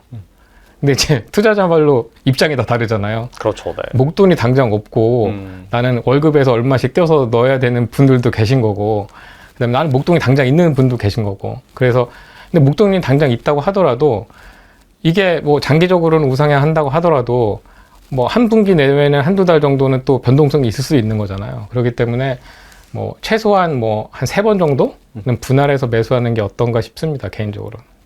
그리고 노후 준비로 초고배당 ETF에 대한 관심이 커지면서 제피 천주 모으기가 유행하기도 했는데 네. 실제로 이 제피 천주를 모으면 매월 한 어느 정도의 배당이 유입이 되는지 궁금하네요. 제가 제피를 계산은 솔직히 잘 안 해봤는데 네. 제피는 그 JP모건 자산운용이 운용을 하는 미국에 상장된 ETF죠. 그래서 기초 자산이 S&P 500입니다. 기초 지수가. 네. 기초 지수가 S&P 500인데 JP모건에서 그 지수를 그대로 카피하지 않고 펀드 매니저들이 액티브하게 분석을 해서 운용을 합니다. 네. 여기에서 좀 더 밸류에이션이 저렴하고 그러니까 PER, PBR 좀 더 낮고 그다음 뭐 캐시플로우가 좋고 뭐 이런 것들 이제 우량 기업을 좀 더 분석을 해서 포트폴리오를 만들고 이 S&P 500의 콜옵션을 전체 100% 매도하지 않고 20% 미만으로만 매도를 합니다. 그러니까 여기서 만들어내는 인컴이 뭐 10%가 넘어가지고 그럴 것 같지는 않습니다. 네. 제가 뭐 계산 안 해봤지만 예를 들면 이게 뭐 한 7% 된다 뭐 이렇게 생각을 하시면 될 것 같고 근데 이제 이게 기초 지수가 S&P 500을 과거 한 2, 3년은 언더퍼폼을 했습니다. 그러니까 과거 2, 3년은 밸류에이션이 싼 주식이 아니고 뭐 엔비디아나 뭐 이렇게 밸류에이션 엔비디아나 뭐 테슬라 이런 거 보면 30-40배 되잖아요. 네. 그래서 그런 주식들이 더 많이 올라갔기 때문에 사실은 액티브 주식으로는 제피가 이제 S&P 500을 이기지는 못했고 대신에 커버드 콜의 단점은 이제 만약에 내가 주식의 100%를 다 콜옵션 매도하면 상방이 아예 막혀버리잖아요. 물론 이제 여기서 외가격 옵션을 매도한다든지 여러 가지 방법이 있을 수는 있지만 우리가 등가격 옵션, ATM이라고 부르는 등가격 옵션을 매도한다 치면은 100%를 매도하면 상방이 완전히 막혀버립니다. 대신에 좀 더 인컴을 많이 받을 수는 있겠지만 그러한 단점을 해소하기 위해서 20% 미만으로만 매도를 합니다. 그러니까 80%는 주식 상승이 열려 있는 거죠. 네네. 근데 이제 이 주식이 S&P 500을 지난 2년은 이제 언더퍼폼을 좀 하셨죠. 해서 사실 S&P 500하고 이거하고 딱 비교를 하면 사실 뭐 지난 한 2년 정도는 S&P 500이 더 성과는 좋습니다. 이 인컴을 합쳐도. 네. 예, 좋은데 그 중간중간에 이제 하락하는 구간들이 있잖아요. S&P도. 하락하는 구간에서는 이제 이 제피의 주식 포트폴리오가 좀 더 방어적이기 때문에 조금 덜 떨어지는 것도 있고 옵션 매도에서 또 받는 인컴이 있기 때문에 이걸로 또 방어하는 것도 있고 그래서 약간 이제 예를 들면 뭐 S&P 500이라는 우량 자산을 기초 자산으로 갖고 싶은데 여기서 이제 인컴을 좀 더 월배당 내지는 그런 식으로 받고 싶다 하면은 이제 괜찮은 이제 상품이 되죠. 근데 사실 제피와 유사한 상품들이 국내에도 많이 상장이 돼 있어서 네. 사실은 제피는 아까 말씀드렸듯이 주식 포트폴리오를 그대로 카피하지 않기 때문에 이게 달랐을 때 이제 이해가 안 되는 부분들이 있을 수 있습니다. 아. 네, 이제 예를 들면 우리나라의 타이거 미국 다우존스 배당 뭐 지금은 이름이 바뀌었어요. 네. 타겟 커버드 콜 1525 뭐 이런 식으로. 네. 그다음에 라이즈의 미국 배당 그건 약간 지수가 다른 지수기는 한데 그거 같은 경우는 뭐 고정 커버드 콜 이런 거 같은 경우는 이제 라이즈 거는 10%만 딱 고정해서 매도하고 그다음에 타이거 1호는 연 3% 프리미엄을 목표로 매도를 하니까 그게 아마 30% 미만일 겁니다. 아마 10% 내외 뭐 그 정도만 매도를 하고 나머지 열려 있는 거죠. 그다음에 2호 같은 경우는 7%를 타겟으로 하기 때문에 그 한 30%에서 40% 내외 이제 다우존스 콜옵션으로 맞고 S&P 500에 콜옵션을 매도합니다. 네. 근데 이제 주식은 다우존스 배당인 거죠. 그렇게 되면은 나머지 한 70%는 상승에 열려 있고 KB 라이즈 같은 경우는 90%가 열려 있고 이렇기 때문에 대신에 이제 인컴은 받아가는 거죠. 타이거는 3%, 7%, 그 다음에 이제 라이즈는 한 10% 정도, 그 정도 이렇게 받아갈 수 있기 때문에 S&P 자체를 이제 그 카피해서 내는 커버드 콜이 지금 당장 기억은 안 납니다만, 이제 오히려 이제 다우존스 배당 지수도 S&P에서 내는 겁니다. 그래서 다우존스 배당 지수를 추종하는 이제 일부 부분만 매도한 커버드 콜들이 한국에도 다 상장이 돼 있어서 좀 더 정교하게 운용을 하실 수 있지 않을까 싶습니다. 배당주 투자자들 사이에서는 유독 SCHD랑 제피를 좀 많이 비교를 하더라고요. 네. 그 전문가의 관점에서 이 노후 준비를 한다라고 한다면은 어떤 상품이 더 좋을까요?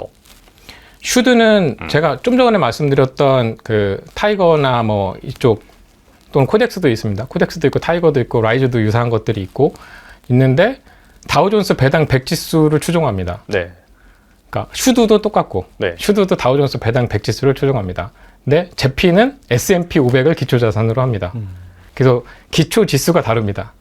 그래서 사실 이거를 1대1로 비교하기에는 적절해 보이지는 않습니다만 은퇴자들 입장에서는 좀 더 방어적이면서 미국에 대한 노출을 가져가고 배당 수익률을 좀 더 높게 가져가겠다 하면은 슈드가 좀 더 선호할 수 있지 않을까. 또는 우리나라에서 슈드와 유사한 또는 같은 기초지수를 기반으로 한 커버드콜, 부분 매도 커버드콜들이 있기 때문에 이런 것들을 활용하시는 것도 괜찮다라고 생각이 됩니다. 그래서 뭐 은퇴자들 관점에서는 그러니까 제피보다는 아무래도 좀 더 배당을 많이 주고 좀 더 디펜스한 하면서 이제 거기에 플러스 커버드콜까지 덧는다면 이제 우리나라 상장된 ETF까지 활용하시면은 뭐 슈드도 당연히 뭐 활용하셔도 되지만 그래서 좀 더 정교하게 좀 더 편안하게 가져갈 수 있지 않을까.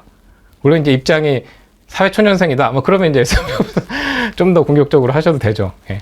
근데 제피가 오히려 그 커버드 콜이 들어가 있어서 사실 그 콜옵션을 매도하다 보니까 거기 프리미엄을 수취하다 보니까 실제로 들어오는 인컴은 훨씬 더 높지 않나요? 그 SCHD보다는. 그러니까 배당 수익률 관점에서 그럴 수 있습니다. 그렇죠. 예, 그럴 수 있습니다. 아마 그 이제 슈드는 이제 100% 주식형이잖아요. 그렇죠. 그리고 네. 다우존스 배당 100지수인데 네. 제 기억으로는 다우존스 배당 지수 100지수의 배당 수익률이 한 3.5% 내외가 됩니다. 3.7% 정도? 네. 그 정도가 됩니다. 뭐 좀 빠지면 3.7% 되겠죠. 뭐 그 정도 네. 되고 네. S&P 500이 2% 내외일 겁니다, 아마. 이 대신에 이제 여기서 콜옵션을 매도하니까 이게 그렇죠. 네. 요 2% 더하기 콜옵션 해서 제피의 아마 연간 이제 인컴 수익률이 한 7% 내외가 되지 않을까 싶은데 그렇게 되면 이제 슈드보다는 인컴은 더 많이 가져갈 그렇죠. 수 있죠. 네, 네. 예.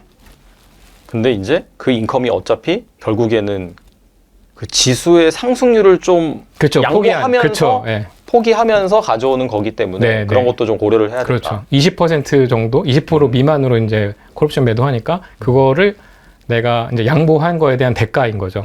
예. 그리고 새해 눈여겨보면 좋을 알짜 국내 배당주 꼽는다면 뭐가 있을까요?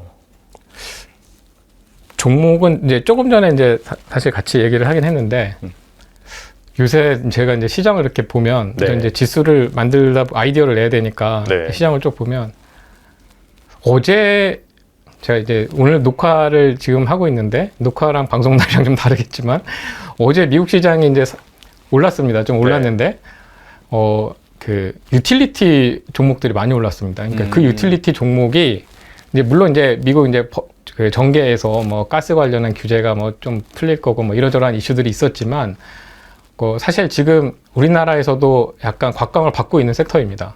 그러니까 AI가 인공지능이 이제 대세인데 인공지능의 밸류체인이 있습니다. 밸류체인이라 하면 공급망을 얘기하는데 이제 전력 인프라와 통신 인프라가 있고 그 다음에 반도체가 있고 그 위에서 생성형 AI가 작동을 하고 그 다음에 소프트웨어가 있죠. 그게 서비스가 되겠죠. 소프트웨어가 이렇게 이제 단계가 이제 밸류체인이 있는 건데 처음에는 반도체에만 집중을 했었습니다. 그래서 엔비디아 이제 GPU를 만드는 엔비디아를 중심으로 한 인공지능 반도체. 그리고 한국 주식으로 치면 이제 HBM이라고 하죠. 메모리 반도체. 그래서 삼성전자, 하이닉스 또는 뭐 이제 중소형주들로 만들어진 이제 AI 반도체 ETF들이 이제 인기가 있었는데 작년 상반기를 지나면서 하반기로 가면서는 이제 뭐 많이 올랐던 것도 좀 있고 많이 있고 이게 하다 보니까 이제 전기가 모자란 거죠. 이제 전기가 모자라니까 이게 이제 그 전력을 생산하는 전력 인프라로 시장의 관심이 이동을 해서 네.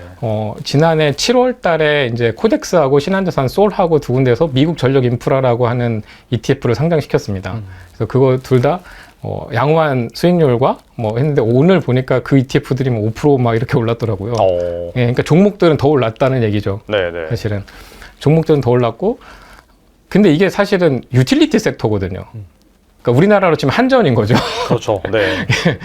유틸리티 섹터는 전통적인 방어주입니다. 전통적인 방어주가 지금은 성장주가 돼 있는 거죠. 그 다음에 또 우리나라 이제 금융주들이 이제 사실 트럼프가 당선이 되고 그 당일날 제일 많이 오른 섹터가 아마 금융업종이었을 겁니다. 아마 제 기억으로 JP모건이 그 당일날 10% 이상 올랐던 걸로 기억하고 있는데요. 그래서 뭐 그거는 이제 트럼프가 이제 관세나 뭐 이런 것들 때문에 인플레이션에 대한 업사이드 리스크를 키웠고, 그것 때문에 뭐 금리가 많이 안 떨어지게 되면 금융주가 좀 더 수익성이 좋아질 거다라는 논리가 있었고, 그다음에 아까 말씀드렸듯이 이제 성장이 그렇게 많이 안 나타나는 한국이나 뭐 중국이나 이런 나라들의 그 정책의 프로그램의 방향이 금융주들한테 좀 우호적으로 나가고 있습니다. 그래서 배당을 많이 주게 되고, 그래서 금융주도 사실은 전통적으로는 성장주는 아니거든요. 그렇죠, 사실. 네. 성장주는 아니. 네. 크게 사실 작년에 밸류업 나오기 전에는 그닥 그렇게 관심이 없으셨던. 그냥 저평가주였죠, 저평가주. 네. 네. 그냥 배당 많이 주더라. 네, 맞아요. 뭐 이 정도? 네. 이 정도. 저 PBR주, 뭐 네, 자산주, 네, 네. 뭐 그런 느낌이었죠. 그다음에 통신주 같은 경우도 SKT, KT, LG 플러스를 차트를 쳐보면은 생각보다 괜찮습니다. 최근에 보면 네네. 이 친구들이 물론 이제 당연히 캐시카우가 있죠. 안정적인 비즈니스 하니까. 근데 어쨌거나 여기서도 AI에 뭔가를 해보려고 투자들을 많이 하세요. 그래서 SKT도 뭐 데이터 센터 비즈니스 하려고 하고, KT도 마이크로소프트하고 붙어서 뭘 해보려고 하고, 그래서 이걸 잘 가만 보면 전통적인 우리가 뭐 사실 뭐 남들이 모르는 배당주 말고 누구나 다 아는 건데도 미국의 유틸리티 마찬가지고 전력 인프라, 인공지능 전력 인프라도 사실 이거 방어주인데 우리나라도 이거 사실 방어주인데 안 쳐다봤던 것들이 누구나 다 아는 방어주들이 포트폴리오 모아놓으면 지금 괜찮은 그런, 물론 당연히 ETF들도 있고, 그래서 야, 이게 어떻게 보면 전통적인 방어주들이 약간 성장주로 전환되는 거 아닌가라는 약간 앞선 생각이지만 그런 생각은 좀 있습니다. 그리고 국내 경기가 어렵다 보니까 그냥 맘 편히 S&P 500에 돈을 묻어두고 싶은 분들도 많이 계신 것 같더라고요. 그렇다면 한 얼마 정도를 묻어놔야지 노후에 돈 걱정 없이 살 수 있을까요? 그건 뭐 당연히 이제 S&P 500의 수익률에 따라서 다른 건데, 네. 그 기대 수익률이라고 하는 것이 이제 예측이잖아요. 예측인데, 사실 이제 제가 여기서 S&P 500에 묻어두면 연 몇 %씩은 꼭 나올 겁니다. 라고 얘기를 하면 믿으시는 분들이 아마 없으시겠죠. 네가 뭔데? 뭐 이런. 근데 이제, 사실 예측의 영역은 이제 거의 신의 영역이기 때문에, 근데 우리는 가장 합리적으로 보는 건 이제 과거 수익률로 그렇죠. 네. 이제 추정을 할 수밖에 없는 건데, 네.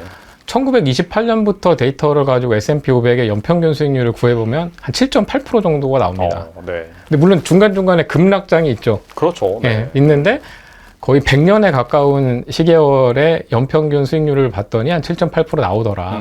라고 생각을 하면 이제 특히 이제 노후를 준비하시는 입장에서는 역산을 하면 되겠죠. 내 생활비가 예를 들면 뭐 한 달에 300만 원이 필요하다. 그럼 1년에 3,600만 원이 필요한 거고, 그럼 내가 얼마를 투자해야 뭐 이게 한 60% 나온다고 치면 이제 계산이 되겠죠, 단순하게.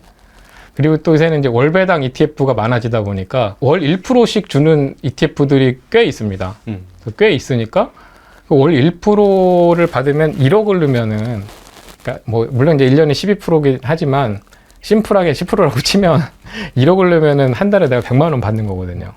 그러면 3억을 넣으면은 한 달에 300만 원씩 이제 통장으로 입금이 되는 겁니다. 저도 사실 제가 이제 지수 설계해서 이제 관련 ETF 상장을 하면 조금씩 사보거든요. 실제 경험을 해봐야 되니까. 근데 저도 이 ETF 업계에 들어오기 전에는 월배당 ETF를 안 사봤는데, 와서 해놓고 이제 상장되면 이제 조금씩 사보면, 네. 사실은 이게 만약에 기초지수가 계속 우상향을 한다면 월배당 받지 않고 그냥 재투자하는 게 더 좋습니다. 수익률에는. 그렇죠, 사실. 네. 네. 근데 또 이게 우리나라 성향의 문제인지 잘 모르겠습니다만 실제로 이 통장에 딱딱 현금이 꽂히니까 느낌이 좀 다르더라고요. 확실히 그 약간 마약 같은 그런 것 같아요. 네. 그래서 야, 그러면 내가 예를 들면 1,000만 원 투자했으면은 한 달에 이제 10만 원 정도 꽂히니까 야, 이거 내가 한 1억 넣으면은 한 달에 100만 원 괜찮네? 뭐 이런 생각이 좀 들더라고요. 네네. 그래서 그렇게 생각을 하시면 될 것 같습니다. 그리고 1988년부터 2021년까지 약 33년간 매달 한 50만 원씩 S&P 500을 꾸준히 투자를 하면은 원금 이익이 총 16억 원이 된다고 하더라고요. 이런 식으로 매달 소액으로 꾸준히 사모을 만한 ETF가 있을까요? 사실 여기에 이제 정답을 일단 주신 것 같아요. 네네. 뭐 아까 제가 이제 조금 전에도 말씀드렸지만 100년을 놓고 봤더니 한 1년에 한 7, 8% 오르더라. 네네. 그러니까 우리가 뭐 미래를 다양한 논리로 예측을 할 수도 있겠지만 그래도 과거에 실제 찍힌 게 그러다 보니 그러니까 저도 이제 그 책에도 썼지만 나중에 포트폴리오 설계에 대해서 쭉 이야기를 하는데 물론 워렌 버핏도 그런 얘기를 했습니다만 지수를 어느 정도 가져가는 게 좋겠다라는 생각을 합니다.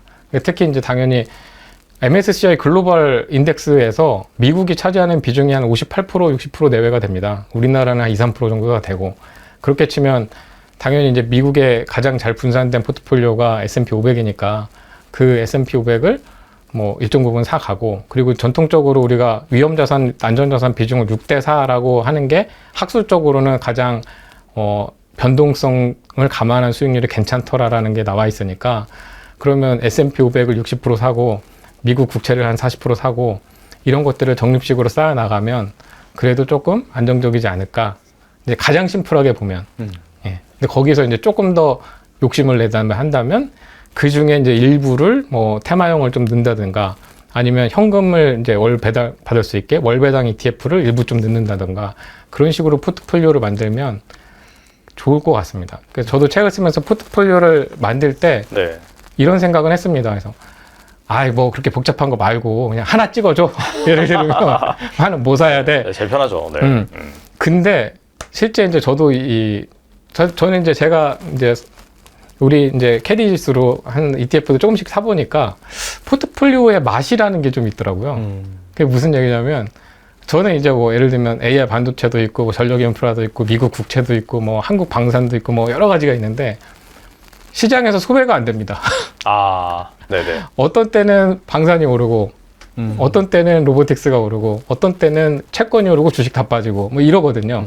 근데 포트폴리오라는 게 원래 그런 거지 않습니까? 그렇죠. 네. 성격이 다른 것들을 합쳐 놓으면 서로 이제 움직이는 게 다르되 크게 우상향을 하니까 내가 중간에 크게 흔들리지 않고 시장에서 어떠한 테마나 어떠한 자산이 계속 순환매가 되니까 바뀌더라도 내가 포트폴리오를 믿고 계속해서 장기 투자가 되는 것 같더라고요. 그래서 약간 귀찮으시더라도 저는 이제 한번 말씀을 드리고 싶은 거는 하나 그냥 딱 몰빵해서 거기에 인생을 거는 것보다는 조금 귀찮으시더라도 이제 아까 제가 6대 4, 뭐 여기 책에는 이제 제가 7대 3으로 해놨습니다. 네. 7대 3 이렇게 하고 거기서 미국 얼마, 뭐 이렇게 또는 그 중에서 커버드콜 얼마, 뭐 테마형 얼마 이렇게 해놓으면 뭐 안정적이기도 하지만 시장에서 소외도 안 되고 또 재미도 좀 있습니다. 예, 같이 공부하는 재미가 있어서 포트폴리오를 추천드리고 싶습니다. 그리고 한 노후에 월 한 400만 원 정도 있으면 좀 적정 내지는 풍족하게 생활할 수 있다라는 통계가 있더라고요. 네. 그래서 노후에 한 월 한 400만 원 정도 현금 흐름을 만든다라고 한다면은 현재 포트폴리오를 한 어떻게 구성하면 좋을까요? 일단 월 현금 흐름을 원한다고 하면 월배당 ETF를 사셔야 되죠. 예. 그래서 월배당 ETF를 사셔야 되고 뭐 400만 원 정도라고 치면 아까 제가 뭐 예를 들면 3억을 넣는다. 3억을 넣으면 12% 하면은 400만 원 조금 안 되는 300만 원 정도 이상 뭐 그 정도가 되겠죠. 계산을 하면. 그래서 그 정도가 3억 정도 넣고 월배당 ETF 포트폴리오를 만들면 될 것 같은데 그러면은 월배당 ETF 포트폴리오 뭘 살 거냐 인 건데 사실 월배당 ETF에서 월 1%씩 주는 거 중에 커버드콜 아닌 거는 아마 없을 겁니다. 만들어낼 수가 없습니다. 그렇게. 네네. 예, 아마 없을 거고 아까 말씀드렸듯이 S&P 500 배당 수익률 뭐 배당 지수라고 해도 3.7%니까 그래서 암만 우리나라 금융주에 몰빵을 해도 5%가 안 나오니까 그래서 아마 커버드콜일 겁니다. 커버드일 건데 중요한 거는 이제 커버드콜인데 기초자산이 뭐냐가 중요하거든요.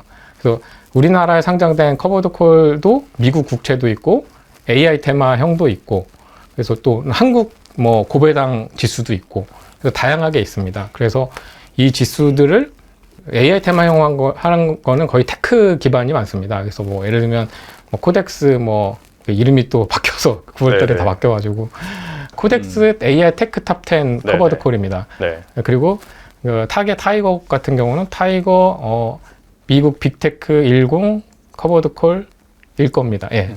그렇게 돼 있습니다. 근데 거의 테크 위주로 돼 있는 게 있고 그런 게 있고 그 다음에 지수가 있습니다.